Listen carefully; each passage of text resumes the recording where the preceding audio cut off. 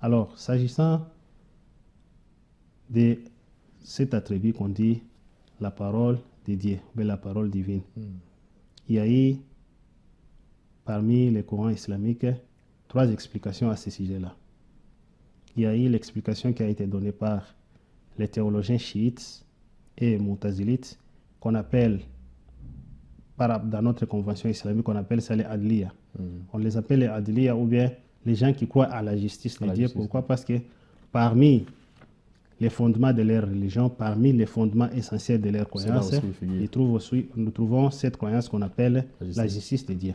C'est pour cela les chiites et les mu'tazilites sont appelés les adilites, adliya ou adilites, ou bien les gens qui croient à la justice de Dieu.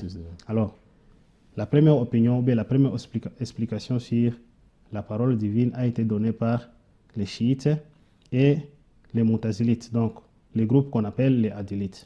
Alors, qu'est-ce qu'ils disent? Quelle a été leur opinion à ce sujet-là? Les adilites ont dit ceci: la parole de Dieu, qu'on appelle Kalamullah il-Majid, la parole de Dieu n'est rien d'autre que la création des voix à travers lesquelles Dieu s'exprime pour révéler ce qu'il veut à ses messagers, ou il peut les révéler directement, il peut envoyer un ange, ou bien il peut parler avec eux indirectement, c'est-à-dire quoi? À travers un val. Oui. Cela est tiré du verset coranique que je viens de lire juste à l'introduction de cette émission. C'est de la sourate 42 au verset 51. Dieu dit dans ce verset, وَمَا كَانَ لِبَشَرٍ أَن يُكَلِّمَهُ اللَّهُ إِلَّا وَحْيًا أَوْ مِنْ وَرَاءِ حِجَابٍ أَوْ يُرْسِلَ رَسُولًا فَيُوحِي بِإِذْنِهِ مَا يَشَاءُ. Ce verset-ci peut être divisé en 3 parties. La première partie, le verset nous dit Dieu ne parle pas directement. Il n'a pas été donné à un mortel que Dieu puisse lui parler directement. Si ce n'est que par la révélation, c'est-à-dire Dieu révèle au prophète directement, sans intermédiaire. Dieu révèle, il envoie ce qu'il veut dire, ce qu'il veut exprimer, ce qu'il veut ordonner au prophète directement à partir de son âme, et le prophète peut aussi expliquer ça aux gens. Sans qu'il y ait un intermédiaire. Sans qu'il y ait un intermédiaire. Ça, c'est quoi? C'est la révélation immédiate ou bien directe. Que Dieu envoie l'essence des mots ou bien l'essence de ce qu'il veut communiquer, de son expression, de ce qu'il veut dire au messager, et le messager puisse le transmettre aux humains. Ça, c'est la première façon, ou bien le premier moyen par lequel Dieu entre en communication entre lui et les êtres humains, et nous les communs des mortels. Le deuxième moyen qui est cité dans ce verset, c'est que Dieu peut parler aussi à travers un val. C'est-à-dire quoi?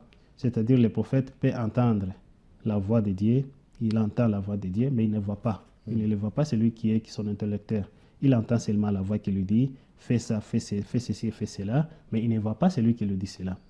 En l'occurrence, nous avons dans le Coran l'histoire ou bien le récit du prophète Moïse, alayhi salam. Le prophète Moïse avait entendu la voix qui lui appelait à partir d'un arbre. La voix qui lui appelait à partir d'un arbre, et il est allé là-bas, on lui a dit non, fakhlana alayka innaka bilwadi muqaddasi tuwa. Et il lui dit non, enlève tes chaussures, tu es dans un endroit saint. Alors, cette voix qui lui disait, le prophète n'avait pas vu celui qui lui disait, mais il entendait seulement la voix. Ça, c'est le deuxième moyen que Dieu peut communiquer aussi avec ses prophètes, avec nous les humains. Et le troisième moyen que Dieu nous envoie un ange. Dieu envoie un ange au prophète, et l'ange vient au prophète lui dire ce que Dieu lui a dit de dire au prophète. C'est-à-dire, l'ange, lorsqu'il vient, Dieu dit à l'ange, va et communique au messager, ceci et cela et cela. Ce sont là les trois voies et moyens parmi lesquels Dieu peut entrer en contact avec les humains et nos représentants qui sont les prophètes. Ça, c'est l'opinion des chiites et des mu'tazilites. Qu'est-ce qu'ils disent? Ils disent... En fait, c'est un verset coranique. C'est un verset coranique. C'est en s'appuyant sur ce verset coranique-là que les mu'tazilites et les chiites ont dit...